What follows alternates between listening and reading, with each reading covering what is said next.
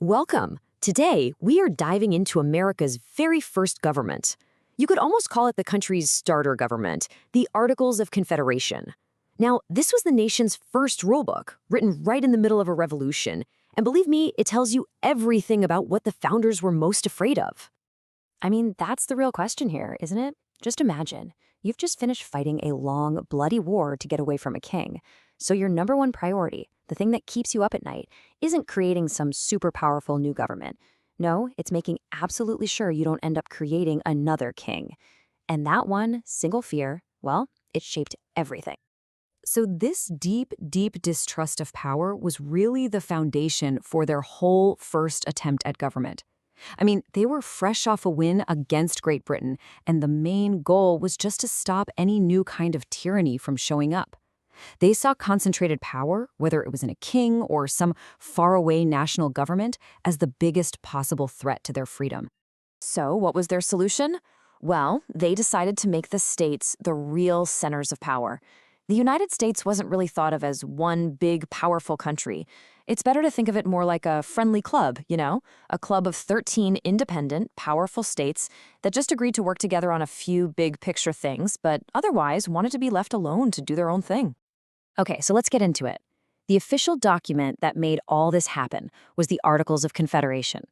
And that phrase you see there, League of Friendship, that is absolutely key. It was never about creating a single national identity. It was all about managing an alliance between 13 separate sovereign states. And you don't have to take my word for it. Just listen to the actual language from the articles. A firm league of friendship. Honestly, that sounds more like a NATO agreement than a constitution for a new country, right? It's a friendly handshake deal between equals, not a binding contract where some central government gets to be the final boss. And this table just lays the whole problem out perfectly. Look at the left side. The National Congress gets these huge responsibilities, like declaring war and negotiating with other countries. But then look at the right. It was denied any of the tools to actually do those things. It could request money and troops from the states, but the states held all the real power. They could tax, they could raise their own armies. It was a government that was basically powerless by design. And of course, a government with no teeth can't bite. This weakness, which was put there on purpose to protect everyone's liberty, almost immediately backfired. The solution they came up with to avoid tyranny ended up creating a whole new set of really dangerous problems for this brand new nation. So what did this weakness actually look like day to day? Well, for one thing, the government was just broke all the time. Between 1781 and 1784, Congress asked the states for over $10 million. And you know how much they got? Less than $1.5 million. And why? Because Congress could only ask for the money. It had zero power to demand it. The states could just say no, and, well, they often did. George Washington saw this disaster playing out firsthand. The national currency, the Continental, was so worthless from hyperinflation that people were literally using it as wallpaper. This quote from him isn't an exaggeration. He's saying a wagon full of money couldn't even buy you a wagon full of food. That's the kind of economic chaos we're talking about. And all these weaknesses created this perfect storm that just paralyzed the whole country. No power to tax meant it couldn't pay its soldiers or its debts to other countries. With each state controlling its own trade, they started getting into economic squabbles with each other. There was no president to lead the way, no Supreme Court to settle fights. And maybe the nail in the coffin? To change anything in the Articles, you needed a unanimous vote from all 13 states. Good luck with that.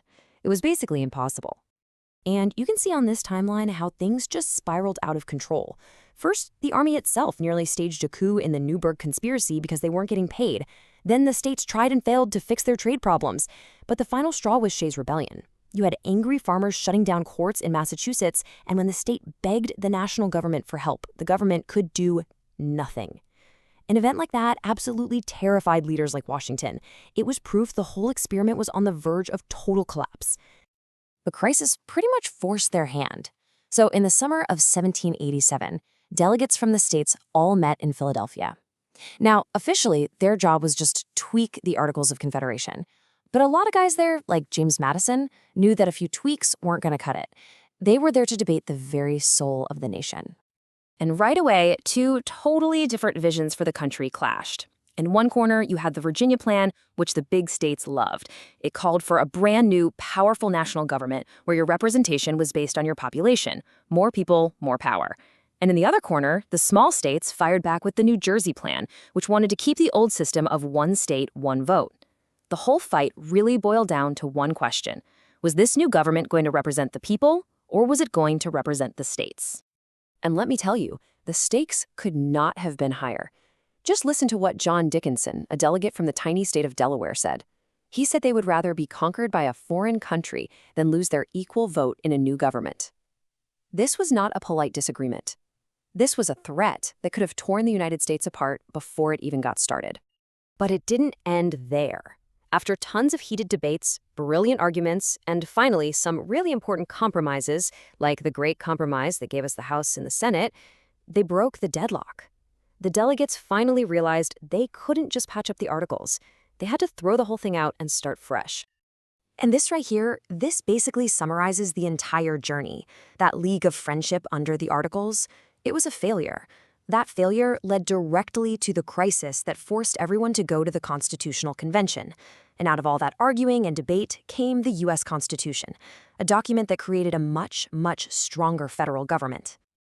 If you think about it, the Constitution was basically a point-by-point fix for every single failure of the Articles. The old system had no power to tax. The Constitution gave that power to Congress. There was no single leader. It created the president. No national courts. It established the Supreme Court. It was a complete overhaul, designed specifically to build a government that could, actually govern. So we're left with this really fascinating question. By almost every measure, the Articles of Confederation failed. But did the country have to go through that failure? Did they need to experience the chaos of a powerless government to finally understand why a stronger one was so essential? It makes you wonder if that first failed experiment wasn't just a mistake, but maybe a necessary lesson on the long road to creating a more perfect union.